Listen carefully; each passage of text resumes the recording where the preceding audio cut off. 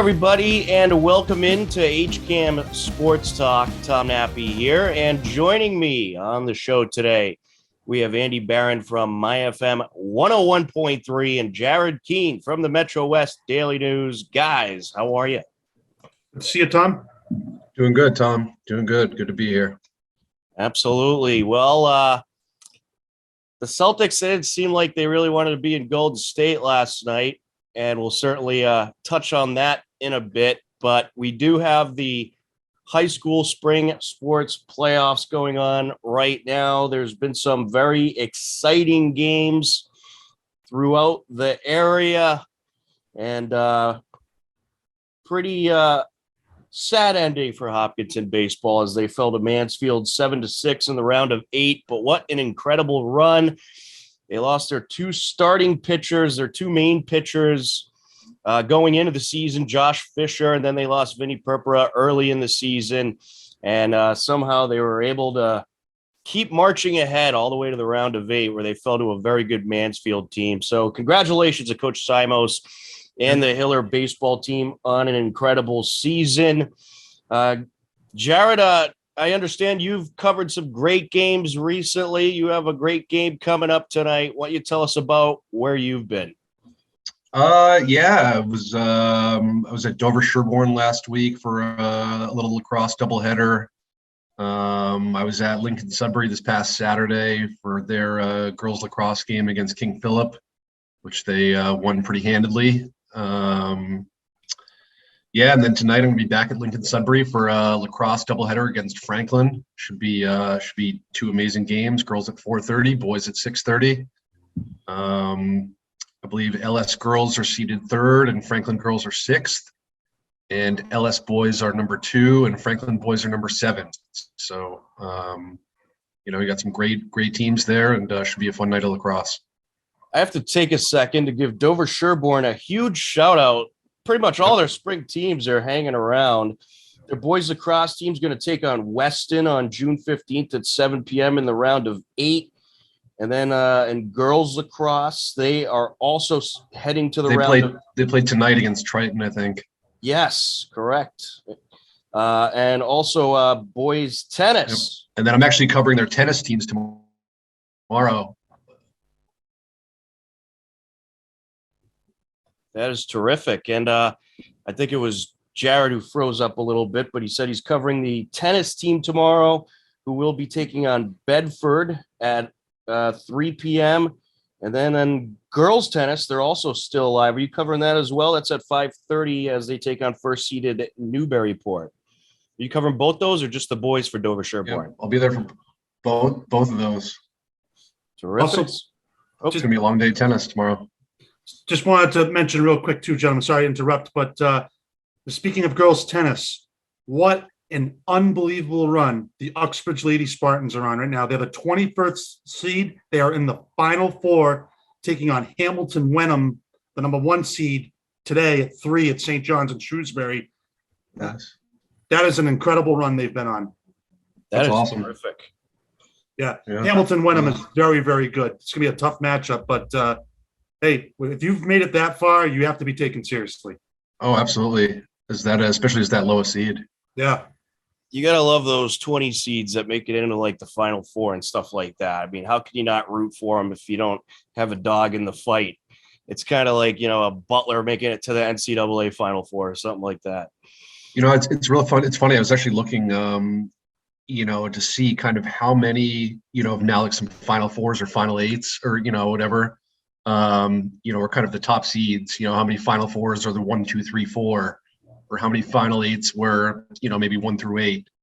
And I did find a lot of them, but I think there's one baseball division where there's like a 7, a 13, a 9, and like I forget what else, maybe like a 20 or something. I think it's Division 4 maybe. But yeah, that's always fun. Well, it goes to show you too, guys, is that I think the state tournament is working because you're getting a lot of different matchups, but you're also getting some of your rival matchups too, which I think is really good. I think it's working. Sure, it still needs to be tweaked a little bit, but you're seeing a lot of upsets. You're seeing a lot of great matchups, I think, in all the sports. And I believe the only 1 through 4s that made it, I think, were in volleyball. Unfortunately, Milford lost last night to a very, very good North Quincy team. But great season for Milford volleyball. They're always in the hunt every year. They just lost to a little bit better of a team. But we've seen some great sports, no doubt about it. Sounded like they had quite the match. I wasn't there. I know Tommy was there, but yeah, they had quite the match with Wayland on Friday. That sounded like an amazing match. Yeah. Yeah. Andrew does a great job with that team. He does. He's a great coach. They've had a great boys volleyball program for years at Milford. I remember covering it in my high school days. They were always in the postseason, it seemed. Yeah. Oh, yeah. And their girls, when I was first started at the Metrowest, their girls volleyball program was amazing. Oh, yeah. They had some incredible players and making deep runs, and yeah. Absolutely. And they've been around the playoffs recently. They had a lot of young teams in recent years, but they're still up there. Elsewhere in the TVL, Medfield is also alive in boys lacrosse. They are the 1 seed. They'll be taking on Swampscott on June 15th, 6:30 in the round of 8. You got 7-seeded Medway who will battle Cohasset. That is tonight, but not tonight if you're watching this live. In the round of 8. By the time you watch this live, you'll know the result of that one. And then you got Westwood in girls lacrosse, who is the 2nd seed hosting Concord Carlisle. 10-seeded Holliston still alive in girls lacrosse. They'll take on 2nd-seeded Wayland on June 15th at 5 p.m. And Medfield also alive in girls lacrosse. They're the 2nd seed hosting Norwell. And we mentioned Dover Sherborne. And that is about it for the TVL. But I agree with Andy's point. The state tournament is certainly working. There has been some great matchups. Yep. I think the start of perhaps some new rivalries that we'll see going down the stretch in these playoffs. I mean, there's a couple tweaks that can be made in certain sports. There's certain private schools that have a big advantage in some of their divisions that I think some of that needs to be altered a little bit. But I like the state tournament more than the sectionals, and I could safely say that it is more even. It is more fair, and I just think a better format overall. And, I'm the mentality of this. If you want to be the best, you got to beat the best. So why not let everybody play against each other? Bring the Western Mass teams in. Bring the Central Mass, Eastern Mass, Cape Cod. Let's go. Let's see who's got it. Yeah, get rid of the divisions. One champion. Let's go. Yep. Especially in basketball. Wouldn't it be great? Just a huge tournament like the NCAA does, and you have 60 games on Thursday and Friday and moving to Saturday and Sunday. Yeah. That's just wishful thinking. But it has been good. It's been a fun spring tournament to follow. I love the state format, and I'm looking forward to seeing what happens going forward. And they should definitely stay with this, because I was getting so sick of those sectionals where you had one team playing 6 or 7 games and another team just has to play 2. Yeah, I don't see that. I don't see us going back to that. Yeah. Yeah, no, I agree with all your points. Again, we've seen some tremendous matchups. Again, maybe like you guys said, the start of some new rivalries. But a lot of the really top-notch teams have still shined, which, and you get some of those really top-tier matchups, that I think people really want to see. So, really good. And on that Holliston Wayland girls lacrosse note, I think that should be a great game tomorrow. Again, I won't be there, but that's going to be a great game. Holliston is good, and I think Wayland is the number 2 seed in Division 2. So yeah, that should be a great game tomorrow. And with baseball tonight, I know this is being recorded Tuesday, but big matchup with Franklin and Shrewsbury at Holy Cross, and Hopedale and Pioneer Valley out at Westfield State. That's going on at 4:00. So got some really good games going on here. Hopedale and Franklin, both number 1 seeds, still alive in their divisions. It's a little tough for Franklin. Again, Franklin's got both of its lacrosse teams playing tonight at Lincoln Sunbury, and then it's got its baseball team playing out at Holy Cross. That's a little, I don't know. Again, are they all home? What? They're all away. Oh, they're all away. They're all away. So the 2 lacrosse games are at Lincoln Sunbury, and then the baseball is at Holy Cross. How do you How do you go? Yeah. That's tough. That's tough. It is tough. I agree. Unfortunately, that is something you got to deal with sometimes. Yeah. But hey, at least that means you had a lot of success in the spring season, having 3 teams playing tonight. Sure. But Franklin baseball, they are just continue to be an amazing program to Zach watch. Brown is an amazing coach. He always has his teams prepared, always ready to go. I know he might dodge a lot of credit for whatever, but that guy deserves a lot of credit, man. He is a great coach. And a potential Franklin Taunton championship game, both in the Hockomock. That would be something. Yep. Absolutely. I was a little bummed out when Franklin beat Hopkinton in that end of the year tournament they always have, but It's a good game though. what a great game that was. Mm-hmm. So it should be fun to see what happens in these Elite 8 rounds, Final 4 rounds. We're getting down to the end of the spring season, and I guess the best news is it didn't go into early July this year, so that was nice. Oh, thank God. I'll never forget that. That was unbelievable. Yeah, no, it's done, I believe. Do you know where the state championship games are being played? Have they made any announcements? I know the softball's at UMass Amherst, but have they made any announcements on where baseball would be playing the championship? Baseball is at there's 2 sites for baseball. Is it Worcester State and Westfield, Jared? No, I think it's Lacrosse Park in Lowell, I want to say. Okay. That's a good place. Okay. Yeah, it's a And decent place. somewhere else. Okay. Oh man, I forget off the top of my head. Yeah. They have a pretty decent press box there in Lowell. Yep. We followed Ashland Legion there a couple times. A shame they won't be around this summer. We are not happy about that. We will miss Ashland Legion baseball here on HCAM. Unfortunately, no program this year, but there are going to be 5 or 6 Hopkinton kids for you Hopkinton natives out there playing on Milford Legion. So you'll be able to follow that on MyFM as well as Milford TV, I'm sure, providing coverage for that as well. Yes, and real quickly, I know the 3 of us were talking about this, but very excited to see July 5th, Shrewsbury and Milford at Polo Park in Worcester. That's great. And it couldn't happen to 2 better programs, Coach Ficaro, Coach DeVito. These are the top-notch coaches in Zone 4, and they made it happen like they always do. This is great for the kids. Agreed. Yeah, that'll be an awesome experience for those kids out there. And the Hopkinton kids on the team, they're a little bit spoiled because they already got to play at Fenway. So now they get to play at Polar Park as well. Yeah, it's looking at Milford 110-0 over Leominster, their first game. They're playing North County this evening. I know it's 1 game, but a great start for them. And, let's see what happens. It's a fast season, as the 2 of you know. It goes by quick, but I think they're definitely going to be in the mix. No doubt about it. It is a lot of games in a short amount of time. Yeah. Oh, yeah.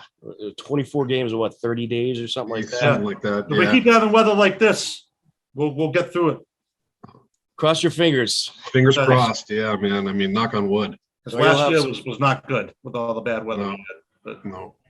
Yeah, you had a lot of double headers last year, that's for sure. All right, so now moving on to the depressing news. Celtics. Awful. You got your green shirt on, though, today. Huh? Yeah. I see you got your green shirt on. And it actually is a Celtics shirt, too. Okay. But, yeah, what a terrible display of basketball on Monday night. In I don't even know, what was it, game 5? Yeah, game 5. And they are down in the series 3-2. Let's just go over some stats here. All right, quick recap. Golden State, they led after the first quarter, 27-16. Second quarter, more back and forth. It was a 24-23. Second quarter in favor of Golden State, 51-39 at the half. Third quarter, the Celtics played their best quarter of basketball maybe all season, outscoring Golden State 35-24. They trailed by 1 heading into the fourth. And then the fourth quarter, they went from playing perhaps the best quarter of basketball all season to perhaps their worst quarter of basketball all season, as they got outscored 29-20 and lost 104-94. They got dominated on the boards. They missed shot after shot. They were ice cold. Pretty much every player on the roster shot terribly. And it was just a very bad swing in that fourth quarter. Tatum went 10 for 20 overall, 50% field goal percentage, atrocious. 2 for 6 from the free throw line, had a plus minus of 13. Jaylen Brown was 5 for 18, 27.8% field goal percentage, awful. Al Horford, 3 for 6, didn't really get involved in the game and had a plus minus of 19. Horford was a non-factor, and I don't even know why he didn't even really rebound that much during this game as well. Derek White, he played 21 minutes and 25 seconds in game 5. He had 1 point, and he missed about a billion shots. Grant Williams, 1604, played 3 points, plus minus of 18. Your totals for the Celtics, 31 of 75, a 41.3 field goal percentage, 11 for 32 outside the perimeter, 21 for 31 from the free throw line, which is essentially what, like 66%, something like that. Terrible. And Golden State, they did not play that well either. This was a game that you really could have dominated because Curry did not have a good day. Golden State as a team, 41 for 88, field goal percentage of 46.6%, which is not that great. 9 for 40 outside the perimeter for Golden State, 13 for 15 from the free throw line. So they're good at the line.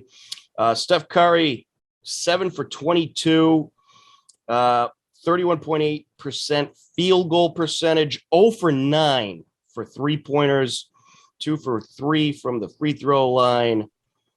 Gary Payton II was essentially the star, one of the stars, 6 for 8 overall from the field, 75%.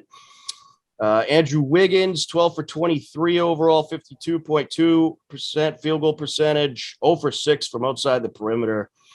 And then you had Klay Thompson, 7 for 14, 50% field goal percentage, 5 for 11 outside the perimeter, and 45.5% overall shooting wise.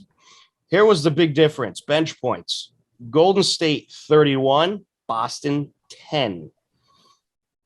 Celtics did dominate in rebounds, 13-4, but they also dominated in turnovers, 18-6.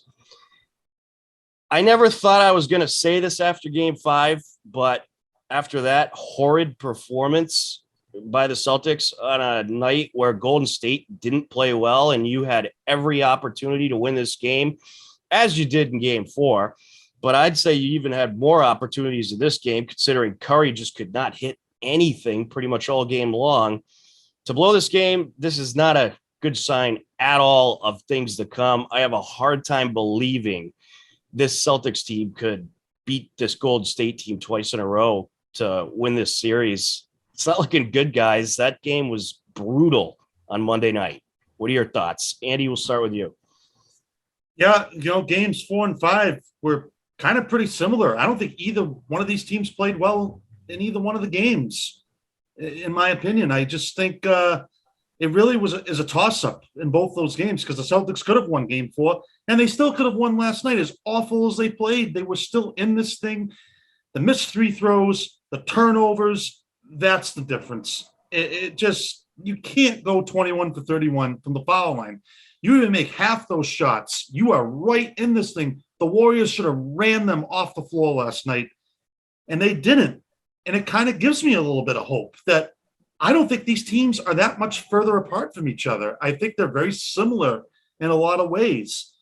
But the turnovers, the missed foul shots, the terrible shot selections down the stretch, that's the difference. And I also think, too, Andrew Wiggins has been a huge difference.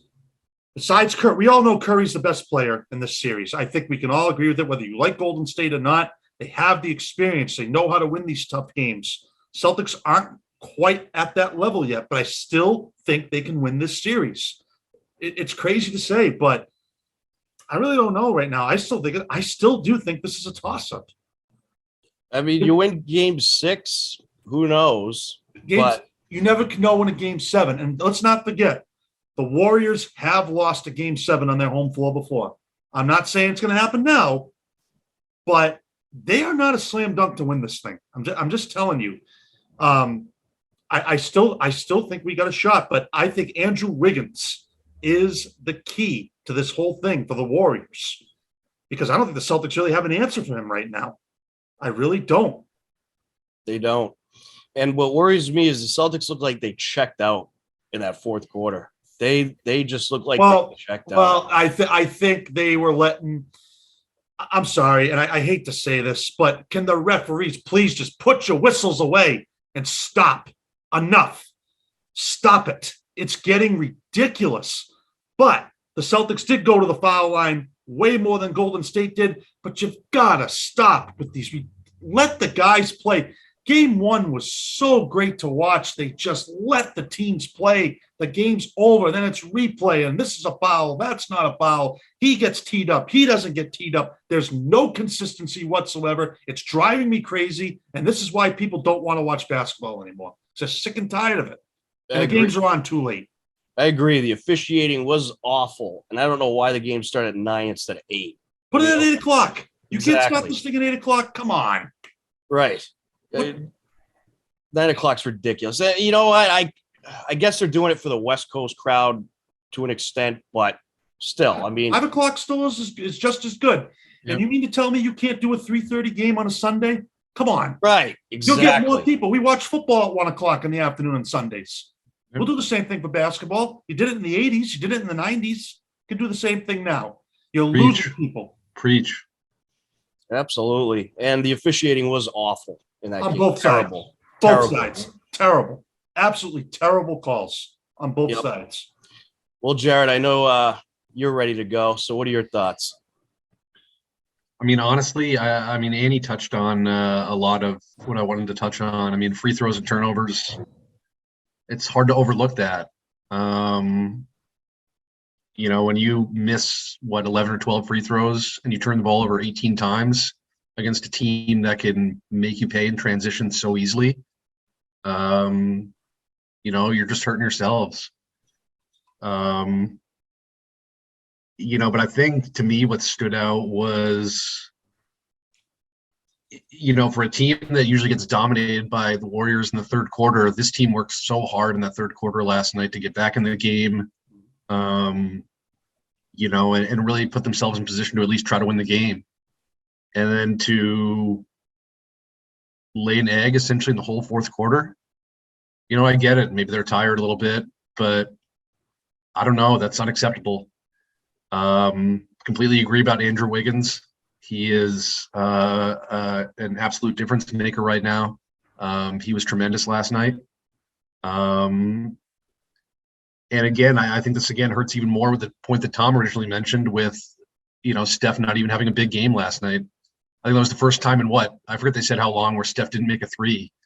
You know, now that worries me for next game. They might come out and go 10 for 10 from 3, you know, which is See, that's the Warriors. That's really all they do is just fire up 3-pointers. They kind of were. That's all we do is fire up 3-pointers. Right. Yeah, I guess the even NBA when they miss them. Jeez, man. I guess the NBA whole, but really, I guess I see where you're coming from. I just don't think either team really played that good. No, I agree. And again, my concern now even more is, sure, Jason Tatum had some moments last night where he looked good, but he's not playing well. He is not playing well. He's turning the ball over. He's making some poor decisions in the offensive end. Again, maybe he made a few shots last night, and again, Jaylen Brown didn't look great last night either. We're not going to win games when that happens. Who's been the best player on the Celtics so far this series? Who do you think it's been? Maybe Rob Williams. Maybe. I think him and Smart. Yeah, I'd go Williams. Smart's been really good. I mean, they've all had their moments. Derek White has looked good at times. Al has looked good at times. Grant Williams has looked good at times. Yeah. Was it Jaylen Brown or Smart who lost their cool in Game 5? I think Smart got a technical, right? It was Smart. He needs to keep his cool. Smart was trying to get thrown out last night.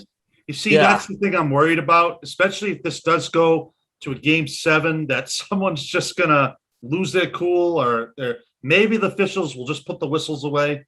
But I can tell you right now, the NBA wants us to go 7. Yep. They want this to go 7. Of course they do. It's money. Oh, yeah. So that's why it wouldn't surprise me if the Celtics did win. Honestly, guys, I would be a little disappointed if they lost game 6 because you're at home. Don't lose on your home court. The Celtics have only lost one NBA Finals championship series on their home floor. That was in 1985 against the Lakers. Don't lose at home. I agree, and maybe this is wrong to say, but I wouldn't be surprised if they lose game 6. Yeah. I won't either. They have not been good at home during the playoffs. They've actually been better on the road. It's not even that. It's just Golden State has sort of weird momentum right now, even though they haven't really played well.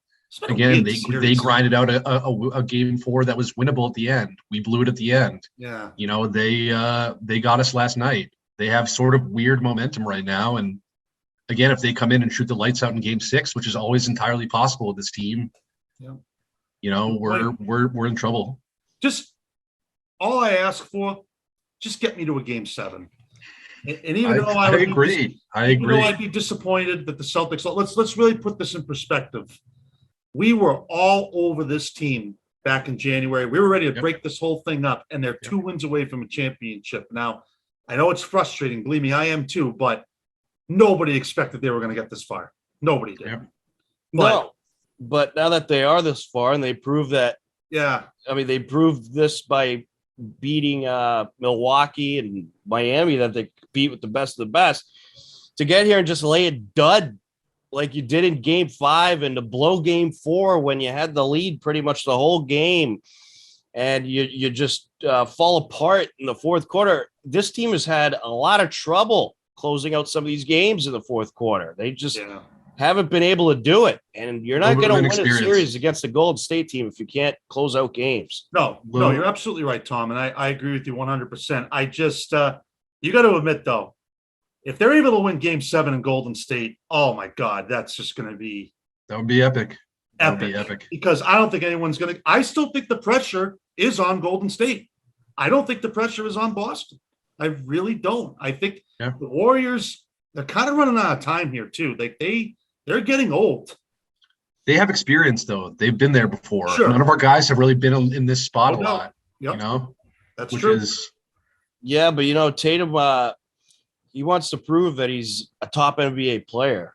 Well, a guy who shoots 10 for 20 in a huge game 5. Yep. And he turned the ball over a lot too. Again, he made some poor passes, made some poor decisions with the ball. Yeah. I don't know what he was thinking for a while. Yeah, it just. He looked lost at towards the end of that game. He did. Yeah, the Celtics looked like they were overwhelmed. I agree. But the good thing is you still live to see another day, and they still have a chance. And the crowd's going to be jacked up for Thursday night, as they should. But just get me to a game 7. That's really all I ask. Yeah, they'll just have to play a lot better. I mean, you really had a good shot in that game 5 to take charge of this series and be 1 win away. Now it's vice versa. Golden State's 1 win away. You're the one fighting back now because you shot horribly. You made poor decisions with the ball. And, when you're missing threes, please just drive to the bucket. Just drive to the bucket. Stop shooting threes. You missed 3, 4 in a row. Don't shoot threes. Drive to the bucket. Even if you're down by 4 or 5 points, drive to the bucket. You don't need to hit threes. I mean, that was me at my TV the other night. That was just me right at my TV. Bam. No doubt about it. Probably a few expletives. Yep. that was a frustrating one. That was a bad one. Yeah, both these games have been frustrating, but I guess I'm holding out some hope that they're going to win Thursday night, and let's see what happens. But honestly, guys, at this point, and this might sound ridiculous, but I wouldn't be surprised going forward now at any result in any game. I wouldn't be surprised if we smoked them on Thursday. I wouldn't be surprised if they smoked us. I'd be a little surprised maybe, but I wouldn't be surprised if we won a close game. I wouldn't be surprised if they won a close game. Right. And I think that goes to Andy's point of maybe these teams are really not that far off each other. I don't think they are at all. And also, guys, I don't want to say this, but Draymond Green played better last night, and I think they fed off that a little bit. He didn't have a huge impact on the game, but he had some impact on the game last night, which he hadn't really been having. He played better Good point. defense. He scored a little bit last night. He rebounded a little bit. I can't stand that guy. I hear you. He's a crybaby. Yeah, I would just. He played better last night, though. Again, like him or hate him, he played better, and I He think fed that off team his fed energy. Jared's right on that, and I just think, say for example, you get into the seventh game and the Celtics are winning, and now the screws are going to get a little tighter there on the Warriors because they do not want to lose another game 7 on their home floor. That's not good, especially in the NBA. It doesn't really happen a lot, very rarely.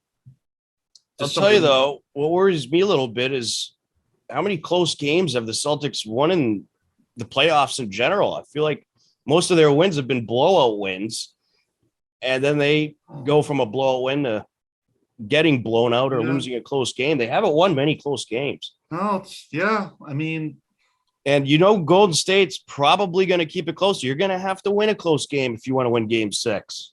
You're going to have to close it out late in the fourth quarter. Got to fight back. That's something this team has struggled with. That's what worries me about this series, especially now that they're down 3-2. And I think they're too worried about the officials. You got to put that aside. Really, you've got to put it aside. And I'm not on the floor. I'd probably be getting frustrated too, but it clearly affected them last night. It clearly did. Definitely. You got to put that stuff aside because I think they'll be better. That's where the coaching comes in too. That's where, and Udoka was obviously very frustrated last night, but you just gotta tell the guys, listen, that's basketball. There's bad calls. It happens. It's just, as my nephew, he may let the refs have it too, though. He gets on the refs. He does. Sure. Yeah, Steve Kerr does too. They both do. But the players you got to be restrained. I just feel like though, it seems like to me there's a certain set of rules for Golden State and a certain set of rules for Boston. That's where I have the problem. Well, I think it was last night. Marcus Smart really got under the ref's skin, and they clearly started favoring Golden State a little bit in that fourth quarter because they were not happy with Boston.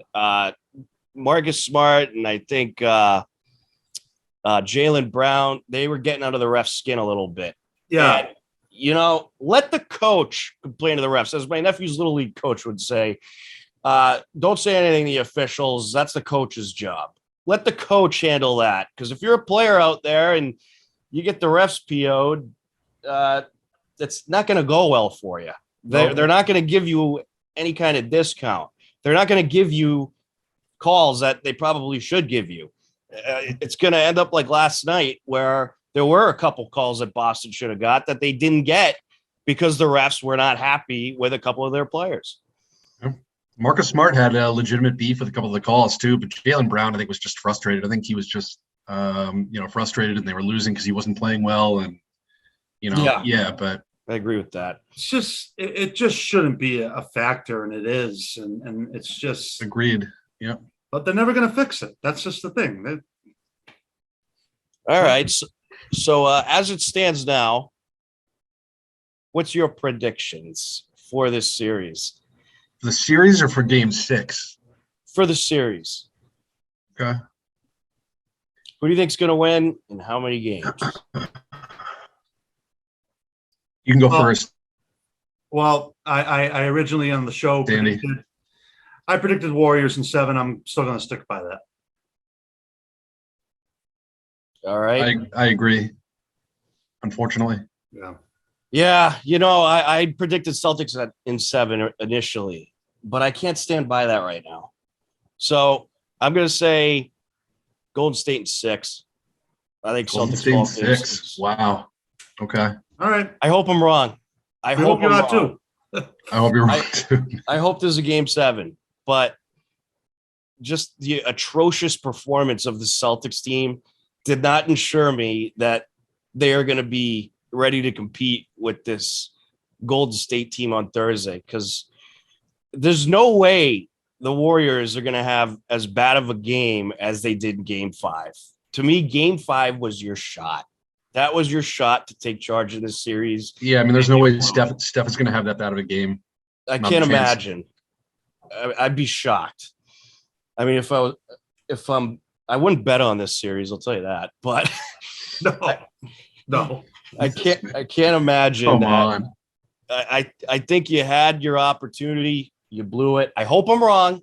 I hope Celtics come out in game 6, firing on all cylinders, totally dominate Golden State, but I just don't see it. I'm not seeing it. So obviously we'll wait and see what happens, but there you have it. Celtics, they need to shoot way better if they want to beat this team. You got Golden State on one of their worst performances probably of the season, and you lost. That's not a good sign. Yep. But hopefully Thursday they can turn things around. The home crowd will help them out, get the juices flowing. They'll nail some good shots and take home a win and send us to game 7, but I'm not optimistic about it. All right, I do want to touch on the Stanley Cup finals a little bit as well. What an amazing Stanley Cup playoffs it has been as usual. Tampa Bay Lightning coming back down 2-0 against the Rangers in the series. They win 4 straight. They're going to be taking on the Colorado Avalanche, who beat a tough Edmonton Oilers team. Lightning 12-5 in the playoffs. Avalanche 12-2. Colorado has just been dominant throughout the entire playoffs, but this Tampa Bay Lightning team, I mean, I think they showed with that comeback against the Rangers that they just can't be stopped right now. This Lightning team is a machine, and I think this is going to be a good series, but I think the Lightning are going to take this because they've been here before, and I think they're getting white hot at the right time. What do you guys think about this upcoming Stanley Cup series? Jared, we'll start with you. This is going to be an awesome series. I think these two teams clearly deserve to be there. Colorado has been dominant. But this is going to be, I mean, Tampa has the experience. And I think between the two goalies, Vasilevsky's probably playing better right now. Do you ride the hot goalie? I'm riding with the Avs here. I don't like the Avs, but they've been so good. They've rolled every team that they've played. Cale Makar is a difference maker. What a player he is. UMass. They do have good goaltending, but Nathan McKinnon, again, superstar. Landeskog. This team is so good, and I think we're going to see some really high level hockey here. But I'm rolling with the Avs. I think they've just been too good from what I've seen. As much experience as Tampa might have, and as good as Tampa has been recently. But yeah, I'm excited. It should be awesome. They have, but I just think the West is a little weaker than the East. That's why I'm going Lightning. But I think you're right, though. This Avs team has been extremely dominant in this Stanley Cup playoffs. Andy, what are your thoughts? I can't pick against Tampa right now. They're just, going through for a three-peat is almost unheard of now in professional sports. And the way they've done it, being down 2-0, you sweep the number 1 seed in Florida. Who did they play in the first round again? Tampa? Was it Florida? They played them in the second round. Trying to remember who. Minnesota? No, Minnesota's in the West. Toronto. Oh, yeah. Toronto. They did play Toronto in the first round. Yeah. 7 in Toronto. No, Jared, I agree. Colorado was a great team, no question about it. But this Lightning team just does not stop coming at you. And, very high-powered Colorado offense between a tough physical Tampa defense. Yep. I got to go with the Lightning in 6. I just think they're on to something here. To be down 2-0 to New York, who's a very good team, by the way, and to win 4 straight, you got to start thinking, how do we beat this team 4 times? The Lightning going on the road there and winning at Madison Square Garden was massive. Huge. It was huge, for a place where New York had played really well at home. So, huge. Yeah, I don't know. I'm riding with the Avs here. I've watched a lot of their games throughout the playoffs. They've just looked so good. Would I be surprised if Tampa won in 6? No, but just from what I've seen from the Avs, I think they're just on another level. What a letdown for the Rangers too. You're up 2-0. You got to close that thing out. Tampa had all the momentum. Once they won game 4 or 5, they had all the momentum there. Yeah. Well, there's the Tom Brady factor too. I mean, Brady's back with the Bucks, and pretty much whenever he goes to any sports city, they turn into the city of champions. There you go. Yeah, there you go. Can't forget about that. This should be a really good series, though. I think just what makes the Stanley Cup playoffs so incredible. Tampa was, third in the Atlantic. Colorado, well, they were first in the West throughout the whole season, but you just never know who's going to win in these games. And after watching Tampa fall down to the Rangers 2-0, I'm like, oh, they don't have it this year. They're all done. And the Rangers, they had a great regular season. To come back, win 4 straight, that was just unbelievable. But this should be a great series. It's 2 hard-hitting teams, 2 fast-flying teams, and 2 teams that are white hot right now. So it won't surprise me if this goes 7. It should be a good one. I'm looking forward to it. If the Celtics weren't in the NBA championship, NBA would have left my head a long time ago as far as caring, because the Stanley Cup playoffs blow it away. Sorry, basketball fans. But anyways, we're just about out of time, so we'll get to our final thoughts. Andy, any final thoughts? I want to congratulate, I don't know if you were following this at all, but the Special Olympics were down in Orlando, Florida this past week, and congratulating the Milford softball, unified softball team. They took home a bronze medal. So great job to Milford Special Olympics, and also to Franklin Unified Basketball, winning a gold medal over Bend, Oregon. Just an incredible accomplishment. I saw them. They got a police and fire escort back to Franklin High School. Just really amazing. That is such a huge event, and to see some of our local teams bringing home medals is really it's wonderful. Amazing job for both Franklin and Milford. Absolutely. Great accomplishments there. Congratulations to Franklin and Milford. Jared, any final thoughts? Yeah, just best of luck to all the remaining high school athletes. Still something to play for. Obviously, we're in getting into crunch time here in the final week, and should be a great week of high school sports. And just got to congratulate all the teams that have made it this far and made it as far as they have. And that's kind of the direction. Short and sweet. I like it. And that's kind of the direction I want to go. With this new state tournament format, I think it's even harder to make it to this point. So to all the teams that have made it this far in the MIAA spring postseason, congratulations. It's been a great tournament, and you had to face some really tough competition to get to this point. It's competition from all over the state. You don't know what opponent you're going to get. Most of the teams you're playing, you know nothing about. So to make it to this point, big congratulations. And also big congratulations to 13th seeded Westwood boys lacrosse, who took down 20th seeded North Middlesex, 4th seeded Scituate. They have had some incredible wins in their tournament run. They'll be taking on 5th seeded Reading in the round of 8 on June 15th. So a big congratulations to Westwood boys lacrosse and all the teams that made it to this point, because it's one loss elimination, and you got to win every game to make it to this point, and you had to beat some tough competition. So even if you come up short in the round of 8, Final Four, whatever it may be, you should be proud of your accomplishments for the spring season. But that is about going to do it, guys. Thank you very much. Great show as always. For Andy Barron from MyFM 101.3, Jared Keene from the Metrowest Daily News, I'm Tom Nappy. We thank you for tuning in to HCAM Sports Talk. Take care, be well, and stay cool out there.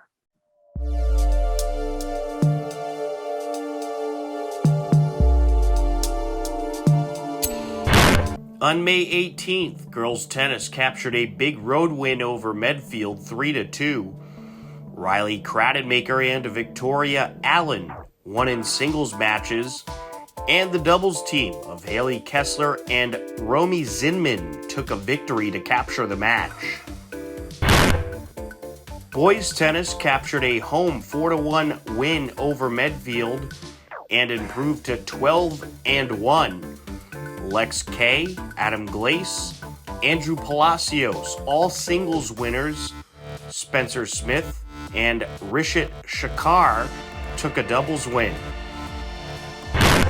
On May 20th, girls tennis captured a 4-1 non-league win over Franklin. Paula Subdelli, Riley Crowdenmaker, and Victoria Allen, all singles winners for the Hillers. On May 22nd, Hiller boys tennis took a 4-1 non-league win over Algonquin. 2 of 3 singles teams took wins, and both doubles teams captured victories. Boys tennis improved to 14-1 on May 23rd with a sweep over Norwood on the road. Girls tennis celebrated their senior day with a sweep of their own. Over Norwood on May 23rd, the girls stand at 16-1 on the season. Hiller softball led 3-2 heading into the bottom of the second versus Medfield on May 18th. The Bats got going. And she lifts this one into center field. That'll drop down. 1 run is in to score. And it's a it's a RBI single for Caroline DeSimone. Lined up and the pitch. And this is hit high in the air towards right center, and it's dropped by the right fielder. Off her glove it goes. 1 run is in, and now they're going to try to bring a second run, and she will score as well, and everybody's going to be safe. So Holly Paharik ends up at second base after reaching on the error on Juliana Cedia.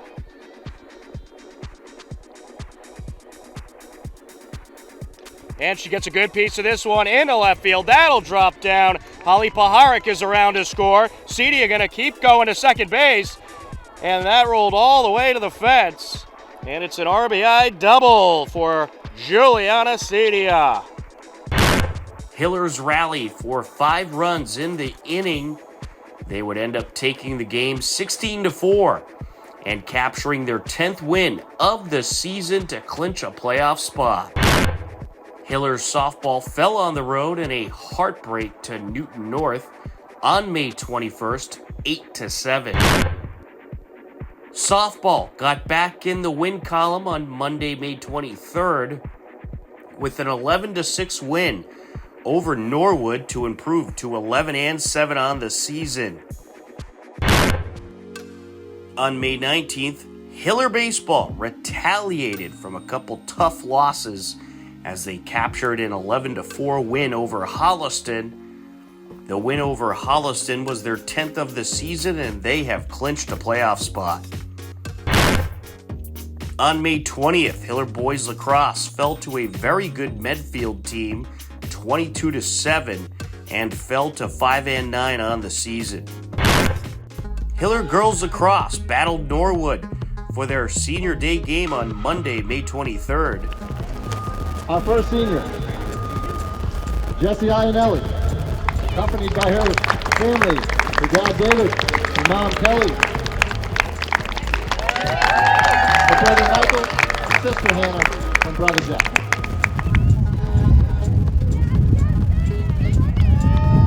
Our next senior, number 7, Meg McCarron, with her mom Jane, and father Mike.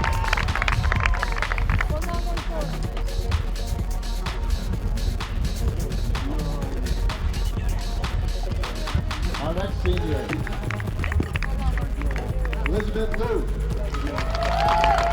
Her mom, Deidre, dad Mike, and sister Haley.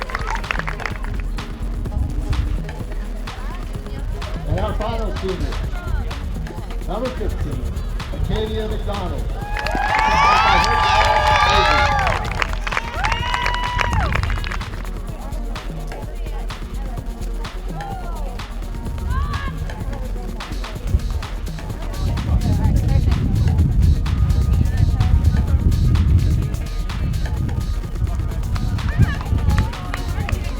picked up by the Hillers, Meg McCarran.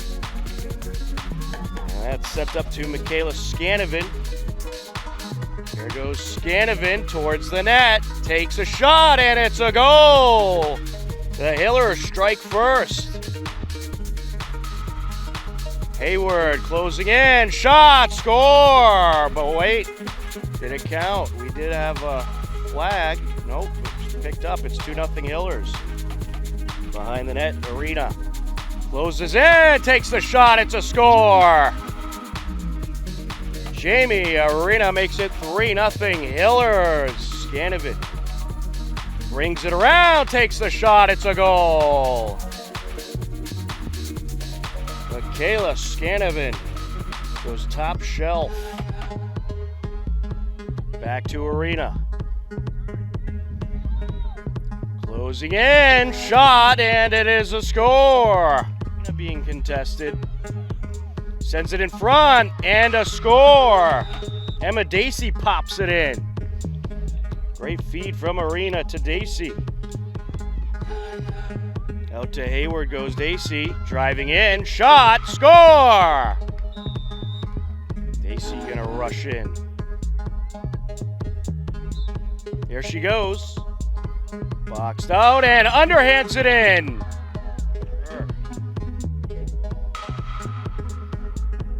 Dacey. Out in front, shot, and it's put in. Sunnied her. And it's flung up and stolen away. There's a shot, and it's in. Jamie Arena strikes again. Dacey, rather. Out in front, shot, and that is popped in. I believe that was Emma Dacey with the goal. Arena sends it out. Scanovan looking for a shot, perhaps. Spins around the defender, takes it, and makes it. Michaela Scanovan, the captain, makes it 12-4 Hillers. They outscored Norwood 12-4 in the first half and end up taking the 21-11 victory in their senior day game.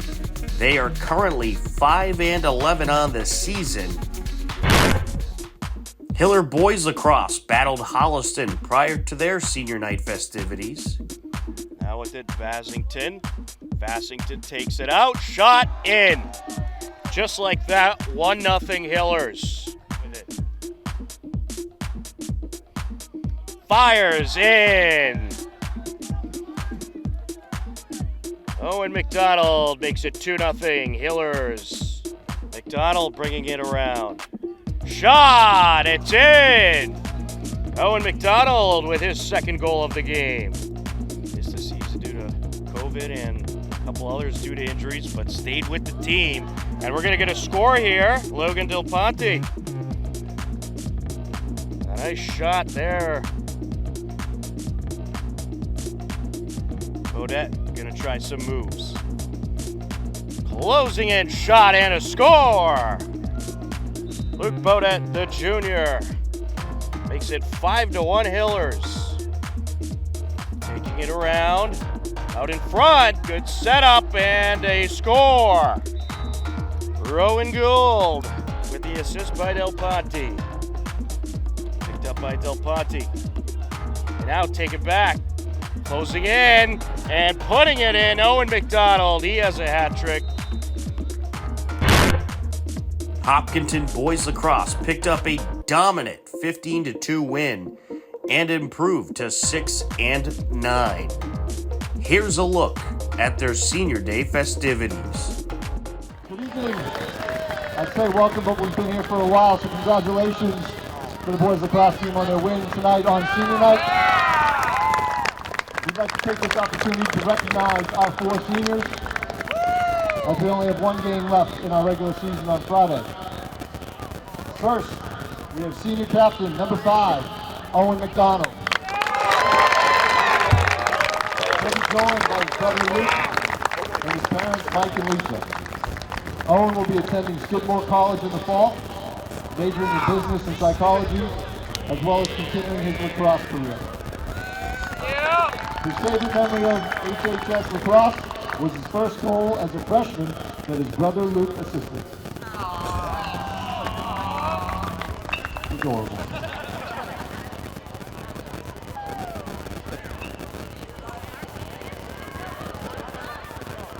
Our next senior, our other captain, number 8, Nate Petrie. He'll be joined by his mom, Jill, dad, Matt, and his 2 brothers, Harry and Chris. Nate will be going to the Florida Institute of Technology, and his intended major is aeronautical science with flight. His favorite memory of high school lacrosse is scoring his first goal in his first game back.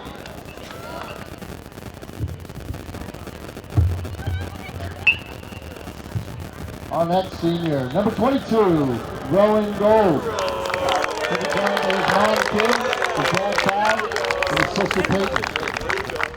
Rowan will be attending Cornell for neurobiology and behavior. His favorite memories from HHS lacrosse were any event with his teammates. Spaggers and team events were always his favorite.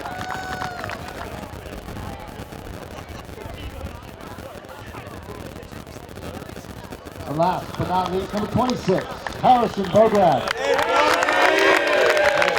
parents, Jeff and Karen. Harrison will be going to George Washington University for international relations. His favorite lacrosse memory is working on foot skills with the older guys during his freshman year, like Bob Sage and Tyler Zanini, and being able to learn from them.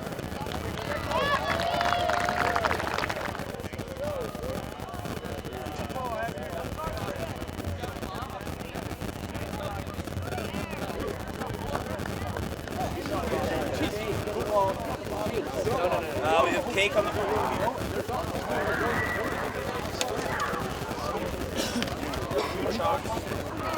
No, I just had a bunch of injuries.